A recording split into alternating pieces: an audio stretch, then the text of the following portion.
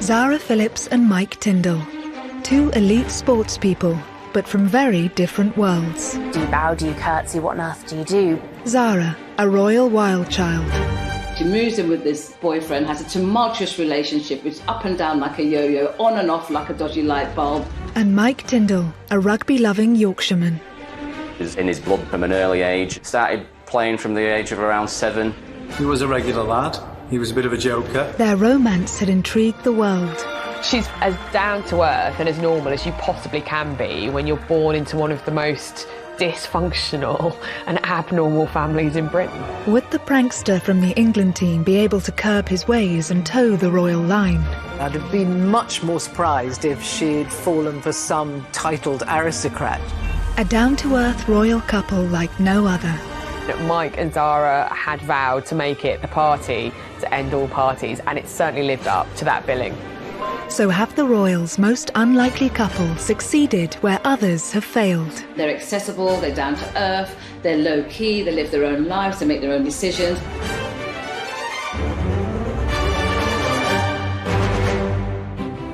Edinburgh, 30th of July 2011. Zara Phillips ties the knot with former rugby union player Mike Tindall. They looked incredibly happy, as everyone should on their wedding day. It was a very low-key affair, what you'd call, I guess, a traditional family wedding. Their wedding took place away from the spotlight.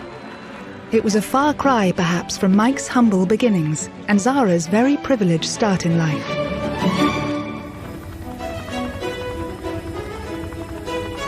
Zara was born on the 15th of May 1981. Good evening. Princess Anne tonight gave birth to a baby girl, a sister for Peter, who's now 3, and she's the Queen's first granddaughter. But whatever her name, she'll be 6th in line to the throne.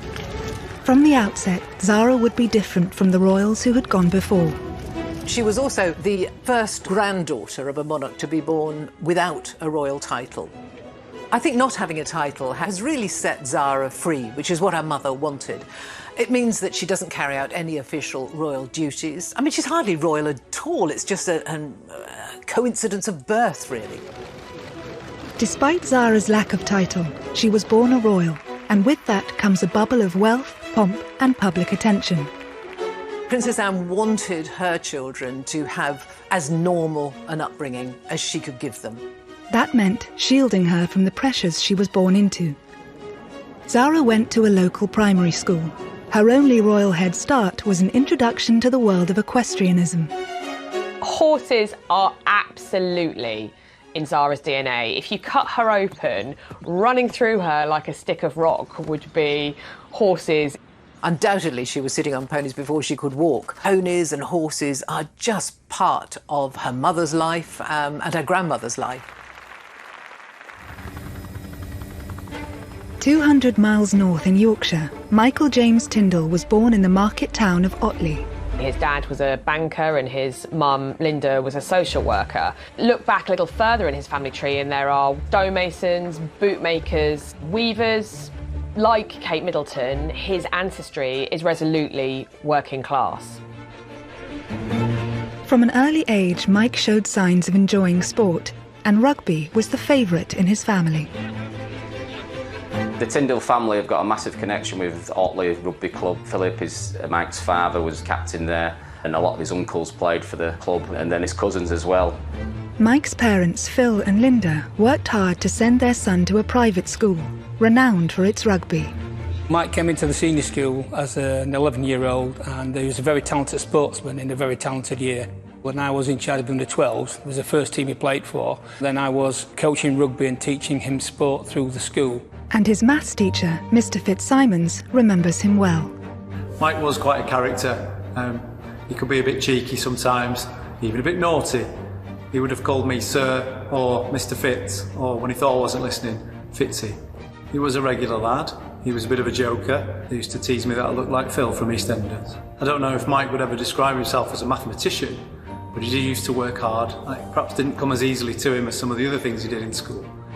Aged just 13, Mike had his first encounter with royalty when the Queen attended his school to present a trophy. Mike was actually at the school when the Queen came to visit in 1991 as part of the 400-year-old celebrations, but I very much doubt he would have expected to one day marry the Queen's granddaughter. Despite this brief introduction to the Queen, Mike was firmly focused on the sport he loved and becoming the best he could be. Mike was outstanding, and I often found myself having to substitute him so that we could give the other team the opportunity to play a little bit of rugby. Well, the other lads recognised it. He was a big, powerful, strong athlete and a very good rugby player. I remember watching our first Twickenham final as a school in 1995, and he came on as a replacement. He was only in year 11 and quite quickly went on this confident run with the ball, and I think that summed him up really. He wasn't fazed by the challenges that faced him, either in the maths classroom or on the rugby pitch. It was becoming clear Mike could go way further with his career and his talent than anyone could have dreamed of. He was snapped up by England school. Zara Phillips and Mike Tindall, two elite sports people, but from very different worlds. Do you bow, do you curtsy, what on earth do you do? Zara, a royal wild child. She moves in with this boyfriend, has a tumultuous relationship, it's up and down like a yo-yo, on and off like a dodgy light bulb. And Mike Tindall, a rugby-loving Yorkshireman. It was in his blood from an early age. Started playing from the age of around 7. He was a regular lad. He was a bit of a joker. Their romance had intrigued the world. She's as down to earth and as normal as you possibly can be when you're born into one of the most dysfunctional and abnormal families in Britain. Would the prankster from the England team be able to curb his ways and toe the royal line? I'd have been much more surprised if she'd fallen for some titled aristocrat. A down-to-earth royal couple like no other. Mike and Zara had vowed to make it the party to end all parties, and it certainly lived up to that billing. So have the royals' most unlikely couple succeeded where others have failed? They're accessible, they're down to earth, they're low-key, they live their own lives, they make their own decisions.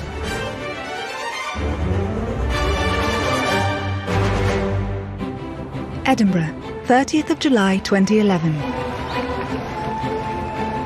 Zara Phillips ties the knot with former rugby union player Mike Tindall. They looked incredibly happy, as everyone should on their wedding day. It was a very low-key affair, what you'd call, I guess, a traditional family wedding. Their wedding took place away from the spotlight. It was a far cry, perhaps, from Mike's humble beginnings and Zara's very privileged start in life.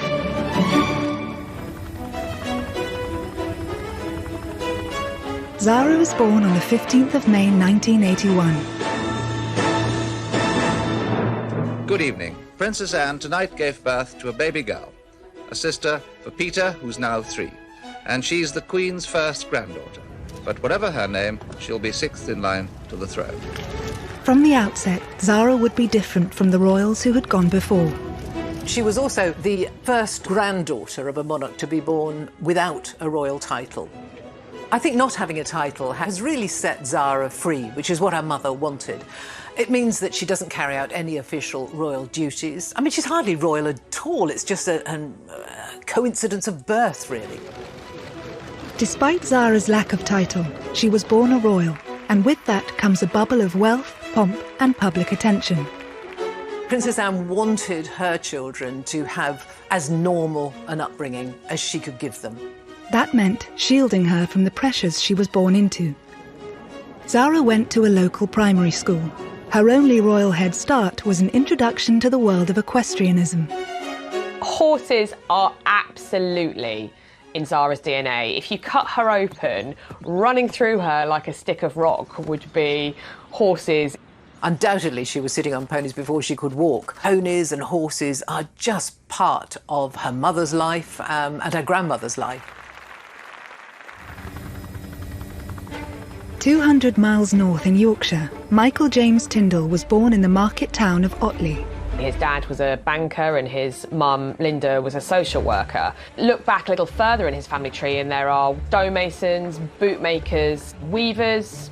Like Kate Middleton, his ancestry is resolutely working class.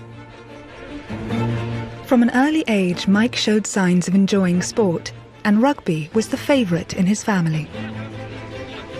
The Tindall family have got a massive connection with Otley Rugby Club. Philip, Mike's father, was captain there, and a lot of his uncles played for the club, and then his cousins as well. Mike's parents, Phil and Linda, worked hard to send their son to a private school, renowned for its rugby. Mike came into the senior school as an 11-year-old, and he was a very talented sportsman in a very talented year. When I was in charge of under 12s, it was the first team he played for. Then I was coaching rugby and teaching him sport through the school. And his maths teacher, Mr. Fitzsimons, remembers him well. Mike was quite a character. He could be a bit cheeky sometimes, even a bit naughty. He would have called me Sir or Mr. Fitz, or when he thought I wasn't listening, Fitzy. He was a regular lad. He was a bit of a joker. He used to tease me that I looked like Phil from EastEnders. I don't know if Mike would ever describe himself as a mathematician, but he did used to work hard. It perhaps didn't come as easily to him as some of the other things he did in school. Aged just 13, Mike had his first encounter with royalty, when the Queen attended his school to present a trophy. Mike was actually at the school when the Queen came to visit in 1991 as part of the 400-year-old celebrations, but I very much doubt he would have expected to one day marry the Queen's granddaughter. Despite this brief introduction to the Queen, Mike was firmly focused on the sport he loved and becoming the best he could be. Mike was outstanding, and I often found myself having to substitute him so that we could give the other team the opportunity to play a little bit of rugby. Well, the other lads recognised it. He was a big, powerful, strong athlete and a very good rugby player. I remember watching our first Twickenham final as a school in 1995, and he came on as a replacement. He was only in year 11 and quite quickly went on this confident run with the ball, and I think that summed him up really. He wasn't fazed by the challenges that faced him, either in the maths classroom or on the rugby pitch. It was becoming clear Mike could go way further with his career and his talent than anyone could have dreamed of. He was snapped up by England schools, rugby, which meant that he was whisked off to Australia for a 7-week tour. I mean, what 18-year-old wouldn't grab that chance? And he did with both hands. I mean, he excelled. When Mike was leaving school in 1997, rugby was just turning professional, and he had the offer of a professional contract at Bath. He also had a place at university, and he really wasn't sure what to do. I think I remember saying to him, well, what have you got to lose? You know, go and give it a go. You can always go to uni next year. While Mike was making waves on the rugby field, there were rumours of an emerging talent in the equestrian world. Looking after horses is hard work, and Zara's experience gained at an early age had begun to pay off. In Pony Club, you don't just get to get on your horse, your pony, and enjoy the spoils of competitive glory. You have to be able to prove at every stage that you can do all of the work that's involved. You can't just have the glory of riding. So I think it really instilled a work ethic in Zara, which she maintains to this day. And I think that's what she got from her early life, and probably very good for her. But it was only at Burghley Horse Trials that people started to take her seriously.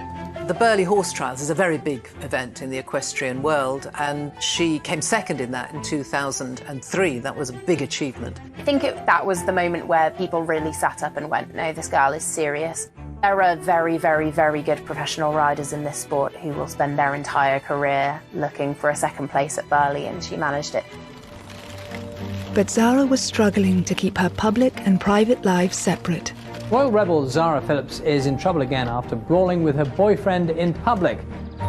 Facing criticism for her wild child antics, Zara flew to Australia. The trip would transform her life. For most people, when they go on their gap year, they never think they're going to meet their future husband or wife. But for Zara Phillips, that stop off in Australia in 2003 changed her life forever.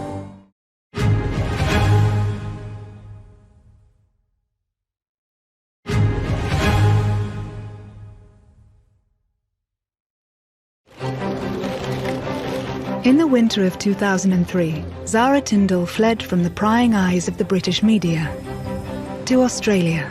In 2003, Zara was doing what a lot of women in their early 20s were doing. She was on a gap year.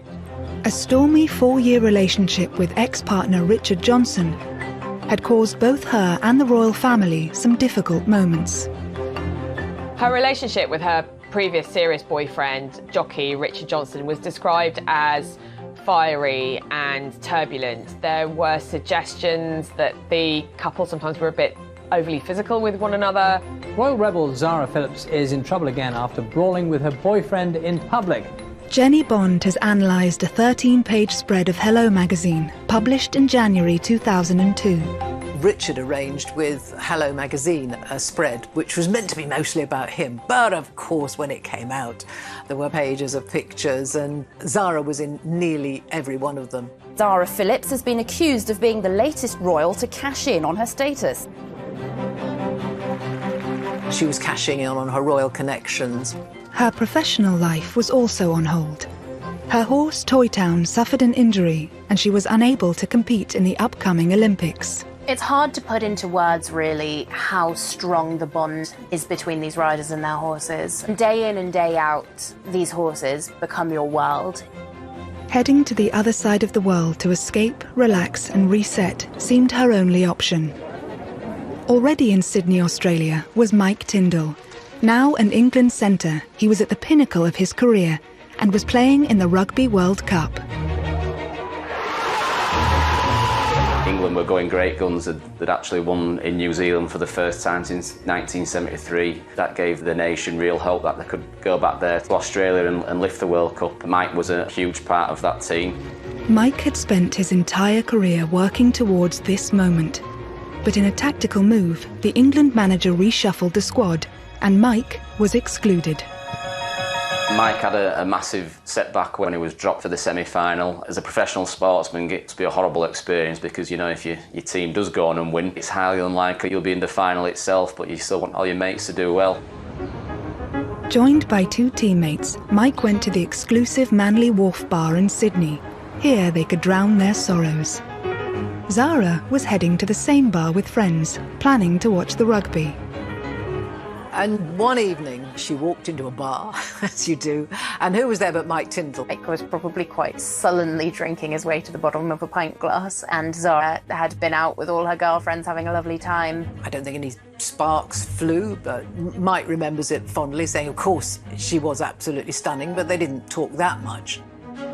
It was only when Zara was leaving and asked mutual friend Austin Healy to give Mike her number that he realised she might want to meet again.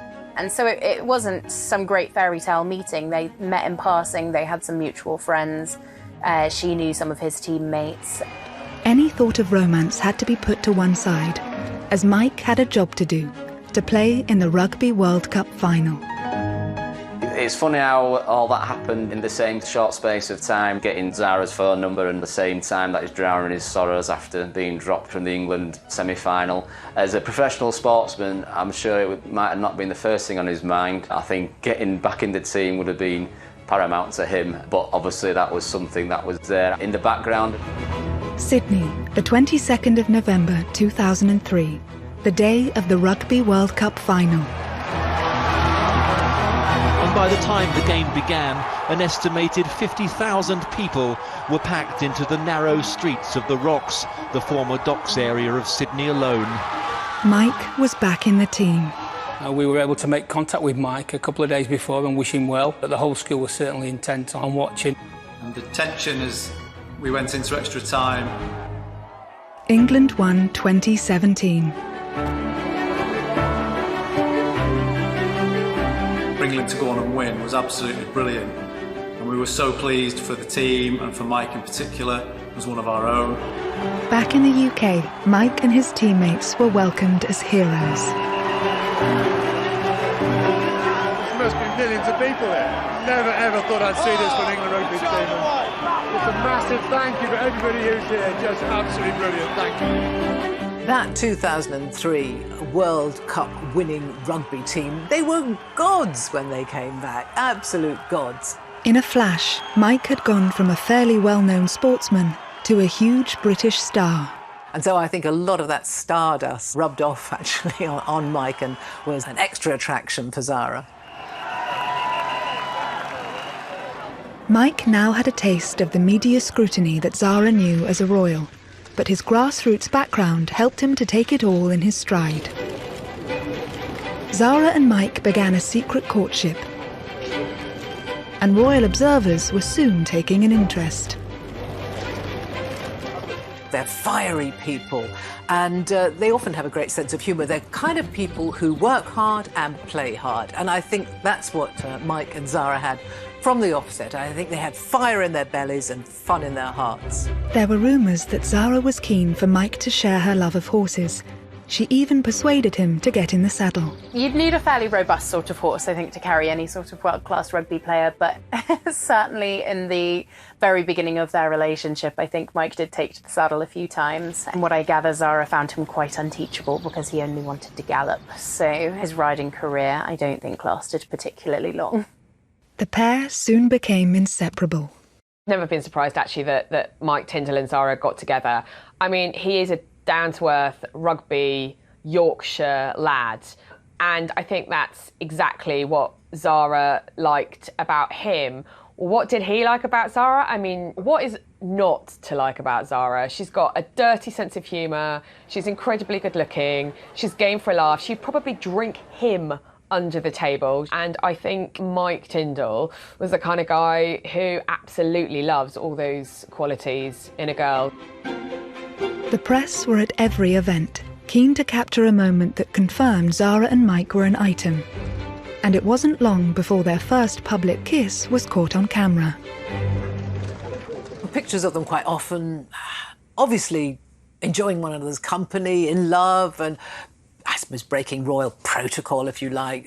They were kissing and cuddling. I think Zara's a very tactile person. With the pair settling into their romance, the biggest test for Mike would be meeting her family and winning the royal seal of approval. The royal family are historically enormously sporty people. They would have taken a huge interest in what he does for a living. I can't imagine that took the pressure off him for a moment. Anne had opted for a man from Civvy Street for her second marriage, so it was no surprise that she approved of down-to-earth Yorkshireman Mike. Next up was meeting the Queen. Do you bow, do you curtsy, what on earth do you do? But I think he was probably very well prepared, and I expect he probably found it perhaps easier than he expected to. Mike was always a very laid-back character. Whilst obviously very intense with his sport, he took things in his stride, and I think that's probably helped. I remember a conversation with Mike's mum and dad here in school. Mike was going out with Zara, and they'd actually recently met Princess Anne, and despite not knowing what to expect, they described her as being very down-to-earth and made them feel very at ease, which was lovely. Mike was soon approved by the sport-loving royal firm. If the royals are a horsey family first, it's fair to say they're a rugby family second. They're all very keen rugby supporters. Zara is a very keen rugby supporter. Anne has been a patron and supporter of rugby. As the romance blossomed, commentators saw a change in Zara. Pre-2003, Zara had been kind of gossip magazine fodder, really. She was in and out of tabloid newspapers. So when she started going out clubbing in London, she's very good looking, very blonde. She commanded a lot of attention. Photographers wanted to take her pictures. She didn't really give two hoots about the press. She'd often kind of stick her figures up, or she'd be seen, you know, with a fag or a drink. She just didn't care.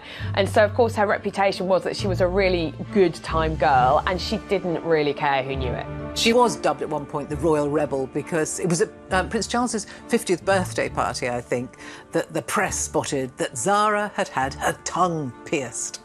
And so, shock horror, it was all over the newspapers. I don't think her mother minded. By all accounts, her mother just said, well, I hope you can still eat, that's all. She just let her get on with it. Mike's work ethic seemed to be rubbing off on Zara as she headed back into her professional career.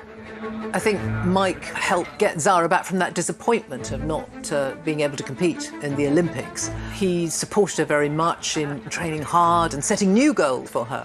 They were a great team right from the offset. It soon brought results.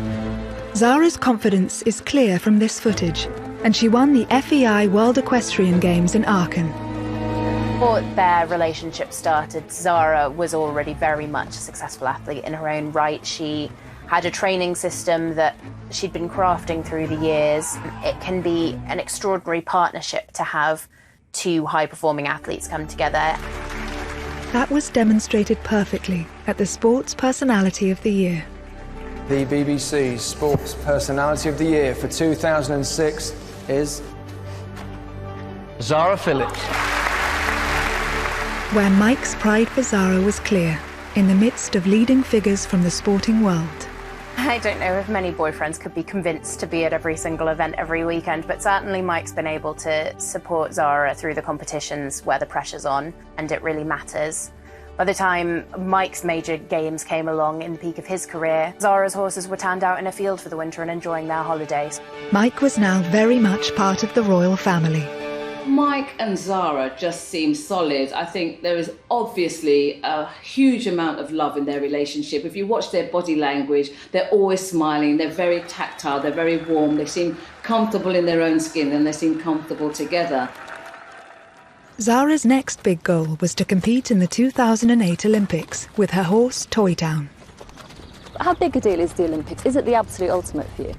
Toy Town going to cope? Is he well at the moment actually and fit? Because obviously he was injured for Athens, wasn't he? So. Yeah, he's fine at the moment and he's going the right way, put it that way. Olympics business aside, the world awaited an important announcement. There have been these little rumours about a secret engagement. I'm not seeing a ring, so is there any truth in any of that? I wish you guys would get a new question. Come on, it's been in the papers, you're planning a secret. Well, it must be true then. So are you denying it completely then? No secret, I'm not no wedding I'm not engaged, everyone, okay, I'm not engaged. It would take Mike another 2 years to make his move. They were together for 7 years, actually, living together, before he finally popped the question. Quite a laid-back fashion, I think. It was just before Christmas. They were sitting on the sofa watching a film. For all that Zara likes to be ordinary, she's never going to get away from the fact that her granny is the queen and her mum is a princess and her uncle is going to be the next king. So there are hoops that have to be gone through and formalities that have to take place. And permission had to be given for them to marry because of Zara's position in the royal family. Obviously that was forthcoming. And it seems that Mike slotted in very well. December 21st, 2010. Just a month after Prince William announced his engagement to long-term partner Kate Middleton, Zara and Mike broke their news. They planned a low-key and private wedding. I think in a way it was a masterstroke deciding to have the wedding up in Edinburgh at Canongate Kirk because it's such a small building. They were able to fly under the radar just a little bit. Both Zara and Mike are just incredibly normal people, I think. It can't really be said enough how easy it is to forget who they are because they fit into both of their worlds and one another's worlds so incredibly easily. They both get on with what they're doing, they both work hard. The couple were keen to keep their married life as down-to-earth as their courtship. So would it be wedded bliss for the party-loving pair? It was much more a rugby piss-up than a sedate royal wedding. Pictures emerged of him with his arms wrapped around a girl. He splashed over some papers.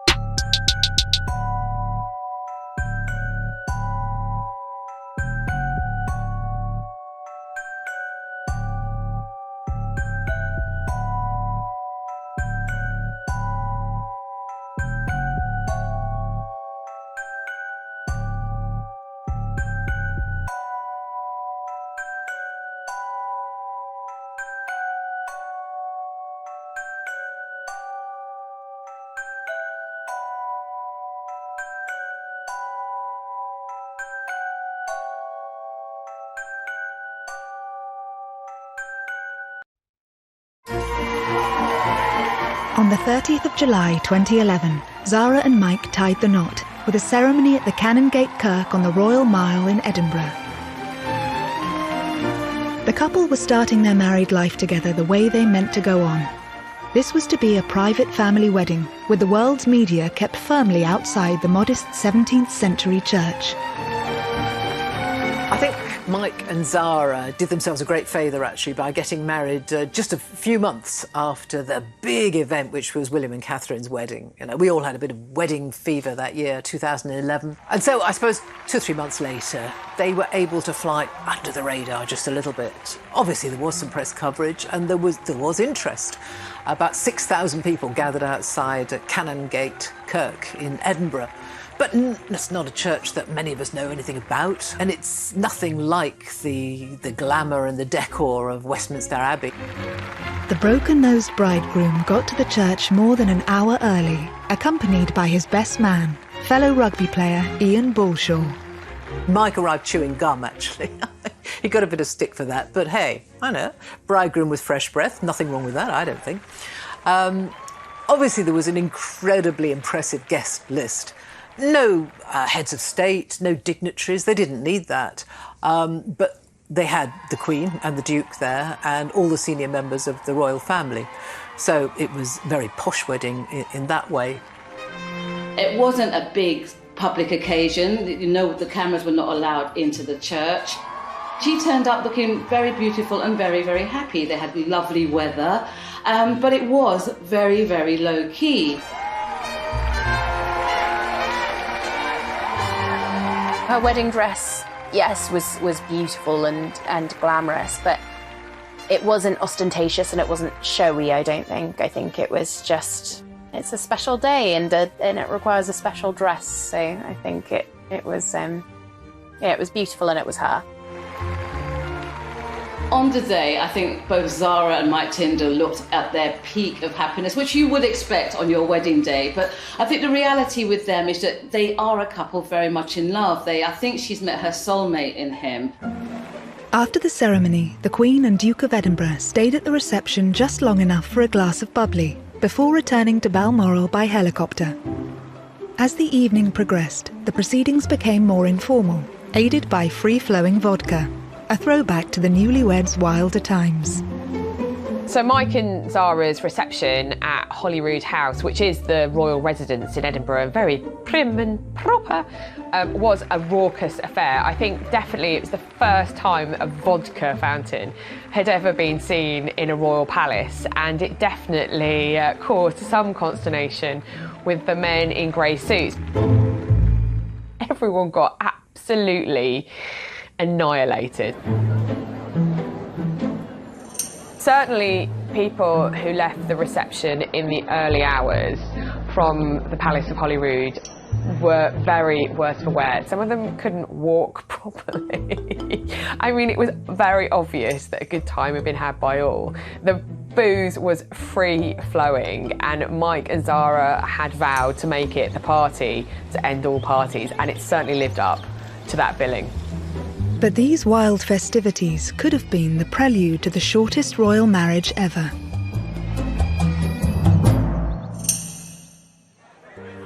Just 6 weeks after the wedding, the bridegroom was caught on CCTV with old flame Jessica Palmer in a bar in New Zealand after England had beaten Argentina in the Rugby World Cup. The footage was posted on the internet, and the story was picked up by newspapers in New Zealand and back home in Britain. In typical Zara form, she just sort of, she just broached the subject. She found out what was going on. It was, in fact, an old girlfriend of Mike's, Jessica Palmer, and he explained that it was just two mates larking around, you know, a few drinks, having a laugh and a bit of a wraparound. And she understood that. She rang Jessica, apparently, talked it through, and in a very mature way, just put it behind her. She probably slapped him on the wrist or something when he got back. But I think it does show the resilience and the strength of their relationship.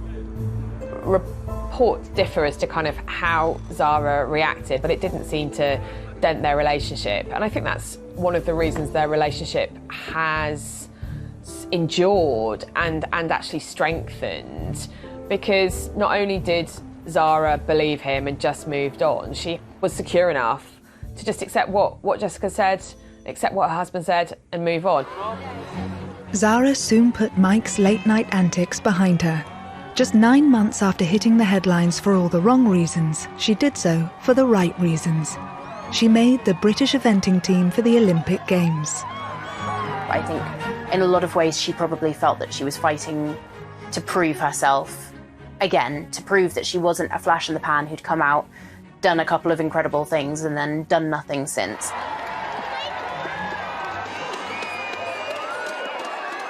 Zara's greatest success to date, and she may well go on to have other great successes, was in the 2012 home Olympics, the London Olympics.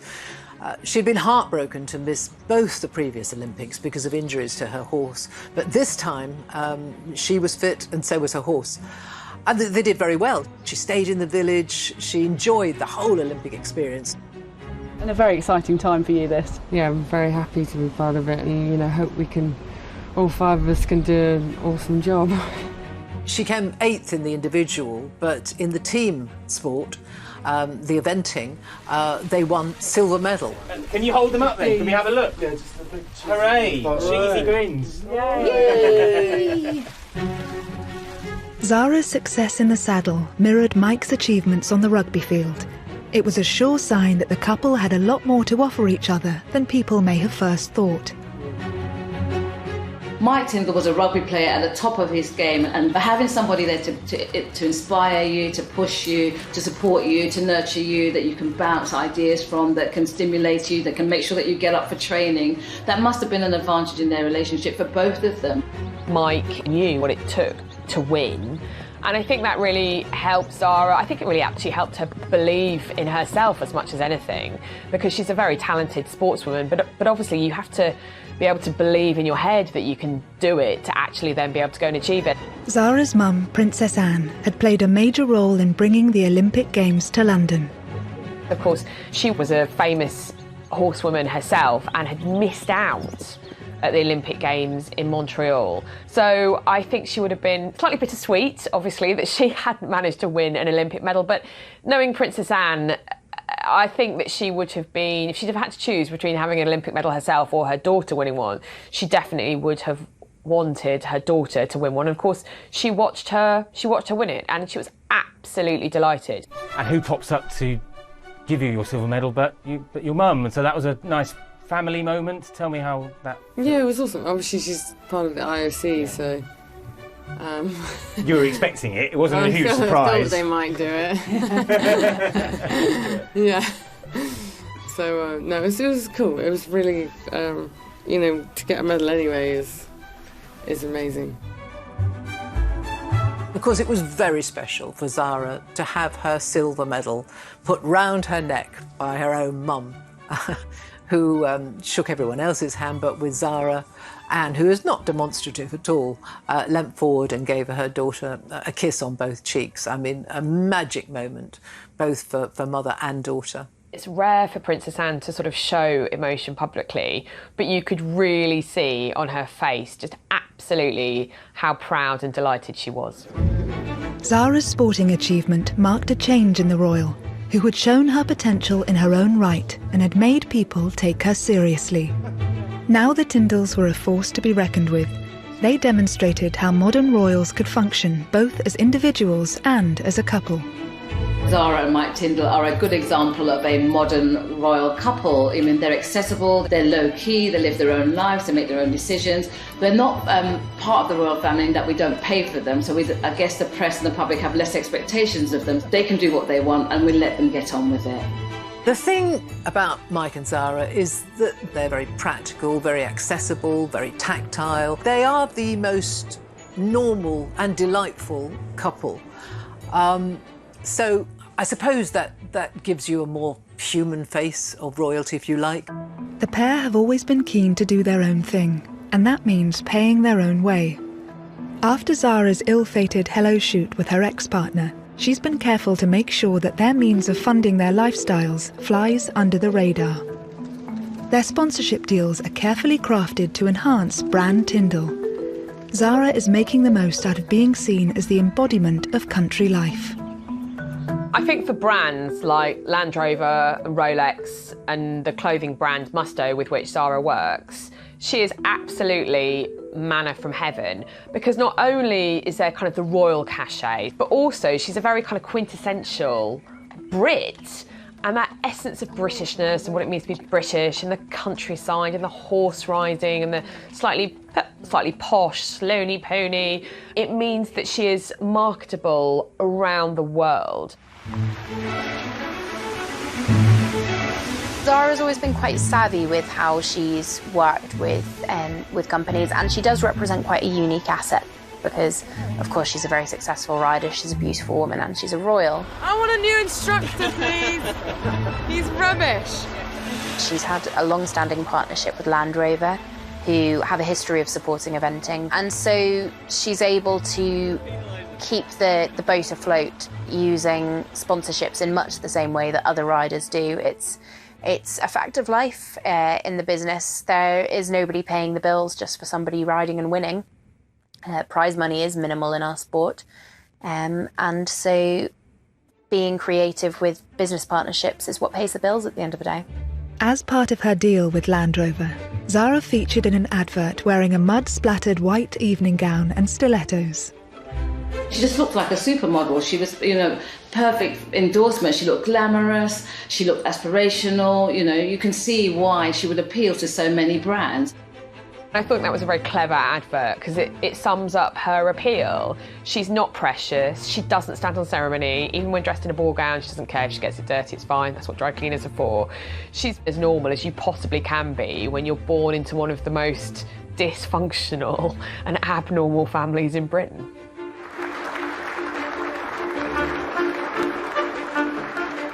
I think the fact that Zara's life revolves around an incredibly public-facing sport has allowed her to have a sort of duality to her life that would probably be quite hard to achieve for most royals. She's, I would say, a career woman first and a royal second. She doesn't make a song and dance about the fact that she's a royal.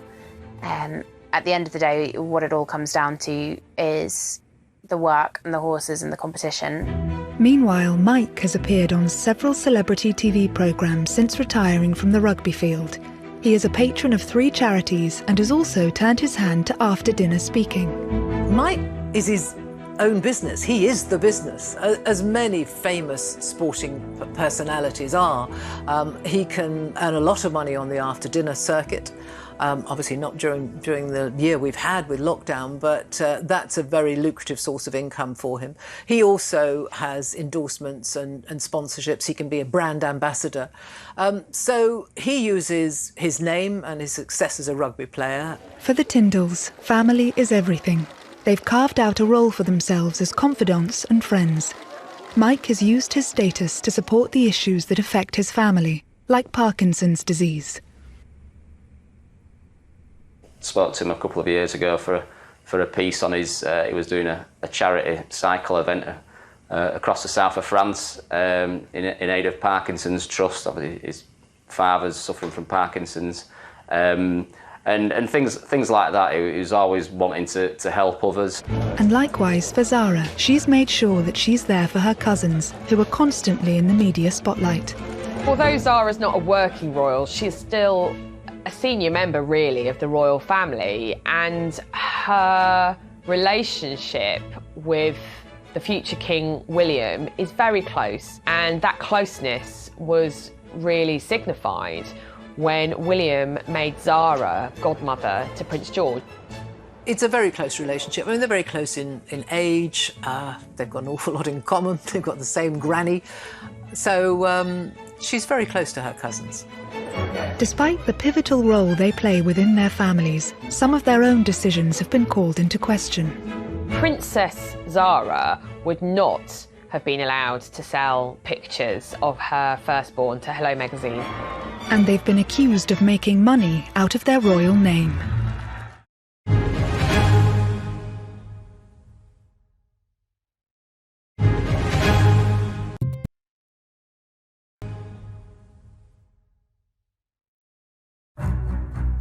Life has been good for the Tindalls.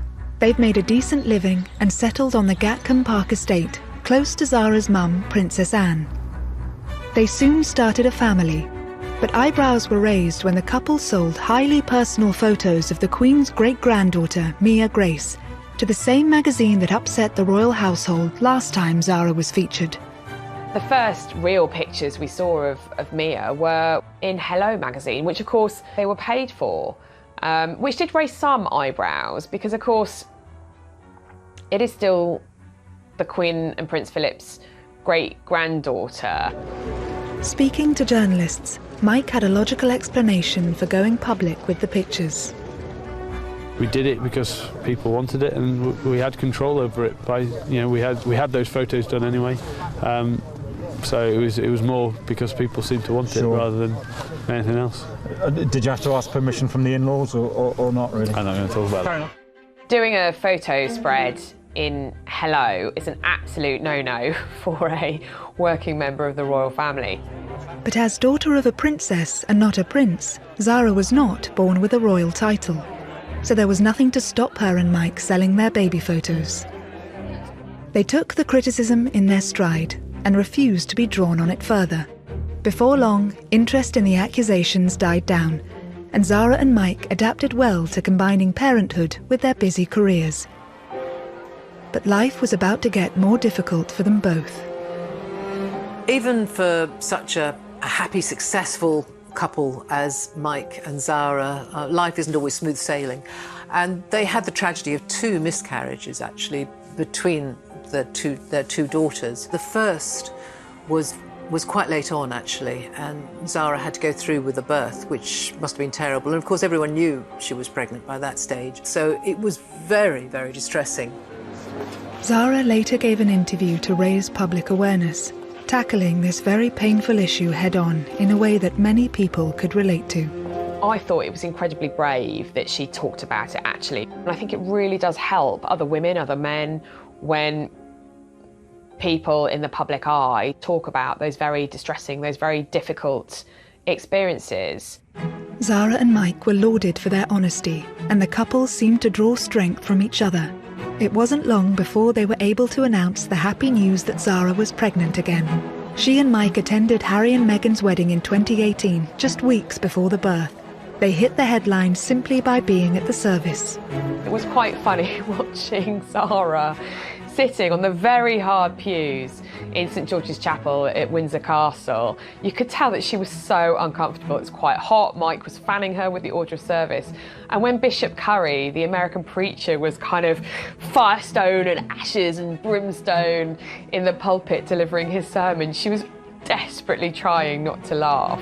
Zara and Mike's second daughter, Lena Elizabeth, was born on the 18th of June 2018, and the pair share parenting duties. I think Mike is quite a hands-on dad. He'll look after the kids while Zara goes out and does the mucking out the stables and gets the horses fed and watered. So he's a modern dad in that way.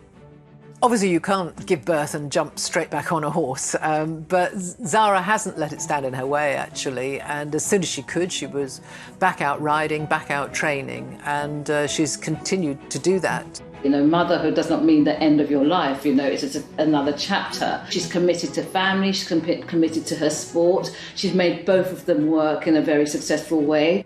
So I think she's probably in a really good space. With his after-dinner speaking engagements currently on hold due to COVID, Mike has been providing a refreshing insight into family life. Whether it's posting a selfie on Instagram after his face was painted by Mia, or talking on the chatty podcast The Good, the Bad and the Rugby, which he co-hosts, he is opening up in an unprecedented and unroyal way about his and Zara's personal life. It's been a good week for me. I had a little scan last week, third Tindall on its way. I'd like a boy this time. I've got 2 girls. I would like a boy, but I will love it whether it's a boy or a girl, but please be a boy. It was a far cry from the more formal announcements made by more senior royals. A few months later, Mike's wish came true. Zara gave birth to a baby boy, in rather dramatic circumstances. Baby Lucas arrived so quickly, there wasn't time for Mike and Zara to get to hospital. On the Saturday night, Zara had started suffering some contractions, and the plan had been for her to give birth in the local birthing centre where Lena had been born. Again, Mike turned to his rugby podcast to share the very personal details of his son's rather rapid arrival. Sunday got even better because a little baby boy arrived at my house. Arrived very quickly, didn't make it to hospital, on the bathroom floor.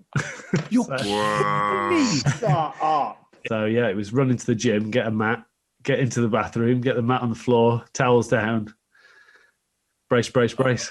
I think Mike Tindall has ended up being an asset to the royal family in that he's a connection to, I guess, us. You know, he's normal, he's authentic, he has a great sense of humour, he's a solid father. He loves Zara, he loves their family. He's made them a very modern family. With the arrival of baby Lucas, possibly there might be another rugby player in the family. Maybe he'll be the one who gets to run out at Otley eventually. But yeah, I imagine that at some point he'll be getting the rugby bug. Mike must be elated because he finally gets the boy that he wanted, and that, there's no doubt, being a rugby player, you can imagine that that kid will be out on the pitch, on the field with his dad, having a great time. In typical Mike Tindall style, he had joked that he would call the baby a COVID name like Covey or Covina, born during the time of COVID. But in the end, he and Zara chose very normal names, Lucas Philip Tindall, for the little baby. And of course, Philip was a rather charming nod to both Prince Philip, Zara's grandfather, and Mike's father, who is also called Philip. Naming their baby after close relatives from both their families is just another sign of how well Zara and Mike work together. They just strike me as people that love each other, comfortable in their own skins, and are good for each other, I guess. The idea of a royal finding love in Otley is the stuff of fairy tales. I think Zara needed a big, strong character just like Mike, and someone who shared her passion for sport. And while the pair have proved they are by no means perfect, they've ensured the longevity of the young royals for another chapter. I think they're an incredibly likeable couple. You see them joking around together, very tactile, always a hand on his arm or his arm around her. They seem genuinely a lovely couple to be around, and really, really good fun.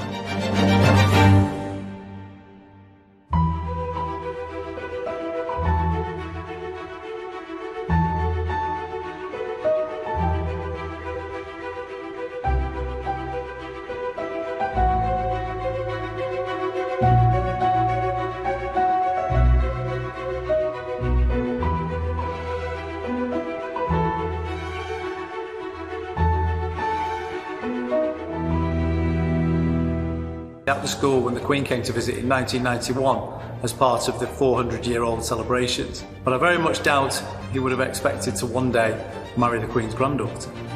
Despite this brief introduction to the Queen, Mike was firmly focused on the sport he loved and becoming the best he could be. Mike was outstanding, and I often found myself having to substitute him so that we could give the other team the opportunity to play a little bit of rugby. Well, the other lads recognised it. He was a big, powerful, strong athlete and a very good rugby player. I remember watching our first Twickenham final as a school in 1995, and he came on as a replacement. He was only in year 11 and quite quickly went on this confident run with the ball, and I think that summed him up really. He wasn't fazed by the challenges that faced him, either in the maths classroom or on the rugby pitch. It was becoming clear Mike could go way further with his career and his talent than anyone could have dreamed of. He was snapped up by England schools.